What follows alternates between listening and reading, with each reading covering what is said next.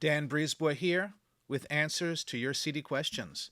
So, after last week's plant breeding workshop, John sent in a question. He asks, what would you expect from growing several different but similar varieties of outcrossers together and saving seed from them? For example, broccoli.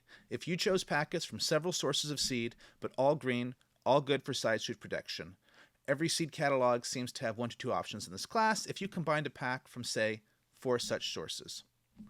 Well, this is a great question, and I've got a couple caveats before I get into the answer. First off, talking about first off, my strategy would probably be similar in some ways for all outcrossers, but the specific crop I'm working with does make a difference. And something about broccoli is broccoli takes a lot of space. So if you have a 300-foot bed of broccoli, which is what we have on our farm, and so we grow 2 rows of broccoli 18 inches apart, that means on one 300-foot bed we can put 400 plants in. So that takes a lot of space to look at a lot of broccoli plants. If you compare this with onions, where we grow them in clumps of 3 plants, and we grow 3 rows per bed, and we grow them 1 foot spacing, we're getting 2,700 onion plants in the same bed. So with 1 bed of onions, we can look at way more onions than 1 bed of broccoli.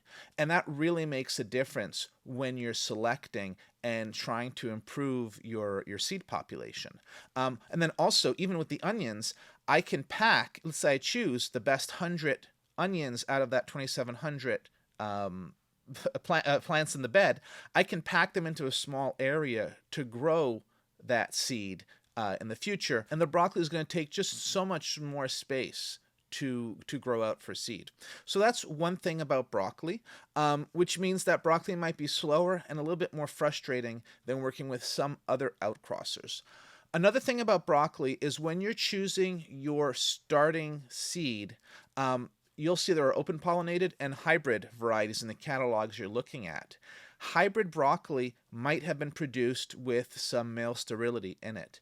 That means that the seed that you're going to be growing out, you might wind up with some that don't have seed in them, and it can be frustrating. So I wouldn't start with any hybrid varieties, just OP varieties, and I think that would set you up for a better success.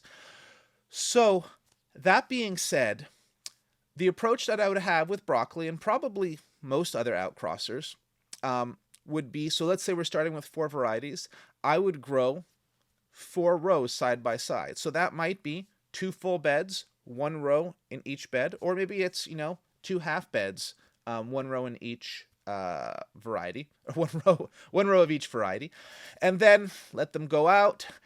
Maybe harvest some for CSA, the ones you don't like as much, and maybe flag your favorite plants to make sure people don't cut those, and let those cross up. And then I would save the seed from each row separately, one from the other, at least at this point. And this seed that I'm going to keep in that first generation, this would be the F1 seed. The next year, I would grow out again a row from each of these seed packs that I kept, and side by side. And so this is the F1 generation. They're going to cross again, and at this point, you could do a little bit of selection. You probably will do some selection. You're not going to keep all those plants. But what you're not seeing all the plants mixed up together, because each individual could have only crossed with 1 other plant. So you're not seeing yet that full mixing of the population. So you want to be not too aggressive in your selection down, especially because they're all green broccoli plants. It might be hard to even see which ones actually crossed. So you probably want to keep a little bit more plants than less in this generation. And I would probably still keep the seed from each row separately. And so this is the F2 seed. And then grow it out the next year. Again, 1 row from each, side by side. And here too, probably wouldn't select too heavily, just making sure you get rid of the stuff you don't like. Harvest it in separate containers or separate packs, and then grow out the F3 at this point, a row side by side. And the F3 is probably where you're starting to see more crossing, especially by the F4. So this is where your population is probably getting going at this point. And now with broccoli, you might just see a bunch of green broccoli. I haven't worked with green broccoli much, so I don't know. Some other plants you'll definitely start to see here where there's things that are more interesting going to be popping out. And at this point, I probably would start just bulking all the seed together. That means that the plants that you select, I would be, or you can just keep them together in one pack. And so in an ideal world, you would grow 2 beds, which would be 800 plants, and you choose the best 40 to 80 plants out of that. So you're keeping the best 10%, and then just keep doing that year after year. So if you do that, I think you'll build up a good population.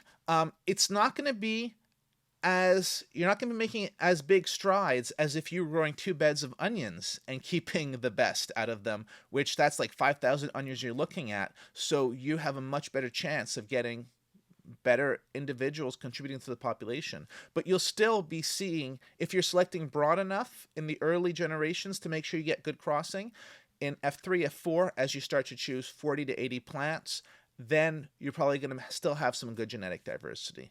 Now, John has a second part of the question, which is, would the resulting seed likely still be in the same class of green, good side shoots in the F1, F2, F3 generations?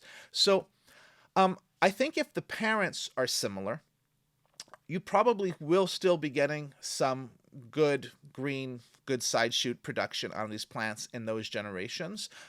There's somewhere in there you might see a little bit of a dip, I would guess, as things start to get mixed up before it starts to go back up. But that's a bit speculation. Would you expect you'd have enough genetic diversity for good health moving forward? I think if you're able to keep probably 40 plants out of 400, you're probably going to have a good enough genetic diversity. If you can keep 80, that's even better.